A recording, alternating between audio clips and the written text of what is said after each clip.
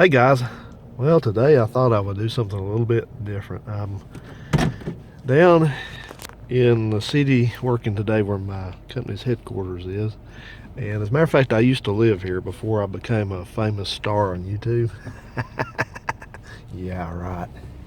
Anyway, before I got on YouTube and lived in Gunnersville, I lived up here, and this is not actually that far from Phil's house. It's probably 5 or 6 miles or so.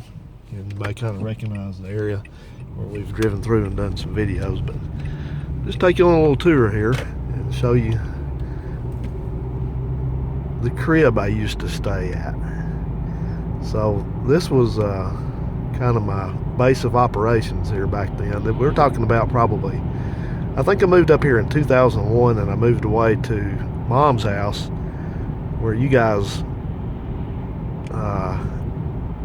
got to know me there. I think I moved down there in 2006, so I stayed here about 5 years. But this is just kind of the usual sort of place up here. One of these yards here on the right, I distinctly remember one day somebody stopped in front of me and I had to go through somebody's yard over here to keep from hitting them. It was pretty movie worthy. I wish it'd been caught on camera because I'm not even sure I hit the brakes. I think I just cut the wheel and around them I went. I mean, they piled the brakes on.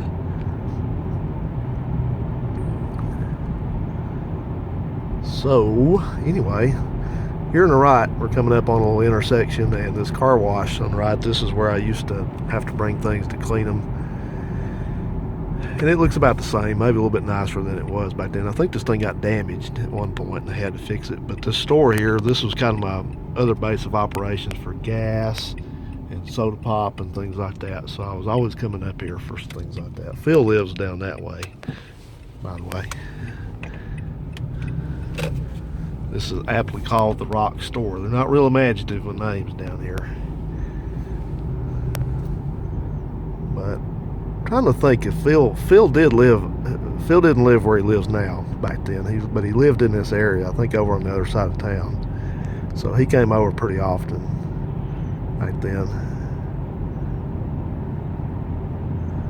Not the fanciest place, that's for sure. This is another one of these neighborhoods that's just got, a bunch of the same kind of houses, and there are a lot of rental houses. And it was back then too, So here on the right side of this funky looking fence, this guy, I think he's real deaf. He's a real nice guy, but that fence was not there. He just had some trees up. And these trees, that was my house there. In there. But none of those trees were there back then. This is just a open yard right there. I'm surprised how fast those have grown up. But this was it. Not much of a place. Just had a one-car garage and kind of a crazy triangular shaped yard. Like I said, you notice these houses, a lot of them they're like cookie cutters. All look sort of the same. It was okay place back then. I'll say this, it hasn't improved any. That's for sure.